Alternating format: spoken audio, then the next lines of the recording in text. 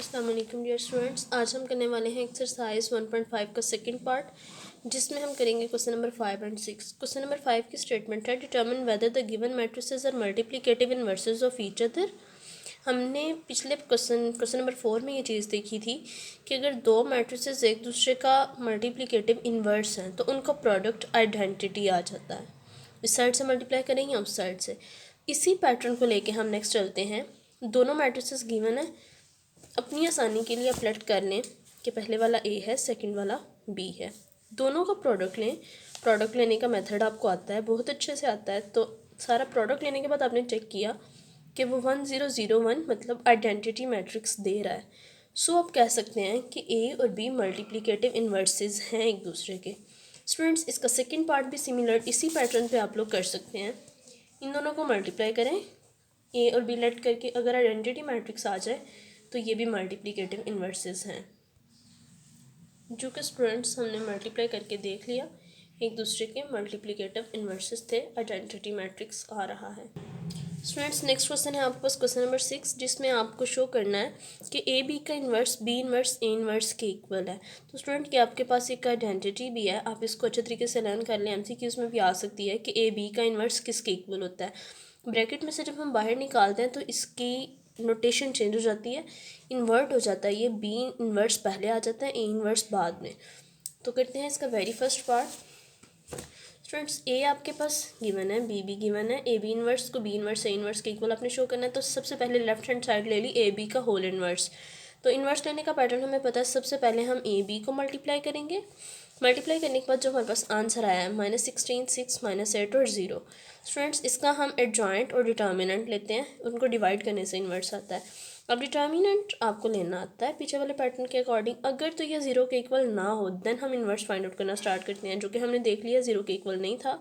That's why हमने inverse लिया, adjoint लिया। एडजॉइंट में अगेन 0 ऊपर -16 नीचे, पोजिशन चेंज और इन दोनों के साइंस चेंज। डिवाइड करने के बाद आपके पास हर एलिमेंट को जब आपने 48 से डिवाइड किया तो ये आंसर आ गया। आपने कटिंग कर दी, 8 1 8, 8 6 48, 6 1 6, 6 8 48, 16 1 16, 16 3 48। तो आपके पास ए बी इन्वर्स का आंसर आ गया 0, -1/8, 1/6 और -1/3। अब राइट हैंड साइड में आपने फाइंड आउट करना है बी इन्वर्स ए इन्वर्स। तो उसके लिए बी इन्वर्स सबसे पहले joint of B divided by determinant of B. Determinant of B again आपने फाइंड आउट किया, which is equal to 6।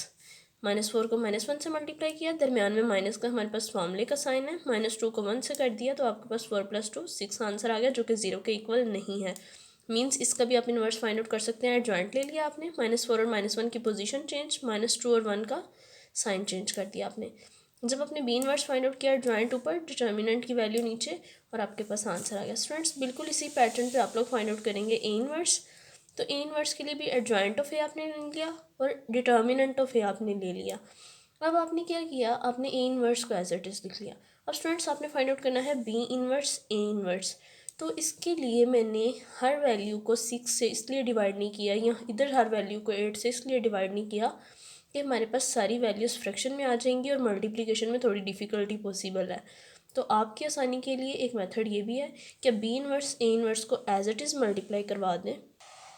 As it is मतलब बी इन्वर्स की पूरी वैल्यू, ए इन्वर्स की पूरी वैल्यू। अब इसमें जो नीचे वाले डिनोमिनेटर्स हैं उनको मल्टीप्लाई करके साइड पे कर लें। 6 8 48, इन दोनों मैट्रिसेस को मल्टीप्लाई करें। जो आपके पास फाइनल सॉल्यूशन आएगा, उस सॉल्यूशन के हर एलिमेंट को आप 48 से जब डिवाइड करेंगे तो आपके पास एज इट इज़ वही आंसर आएगा जो आपने इनके हर एलिमेंट को डिवाइड करवाने के बाद मल्टीप्लाई करके आपने आंसर गेन करना था। तो स्टूडेंट्स, ये आंसर जो हमारे पास आ रहा है 0, -1/8, 1/6 और -1/3, यही एग्जैक्ट आंसर आपके पास ए बी होल इन्वर्स का था।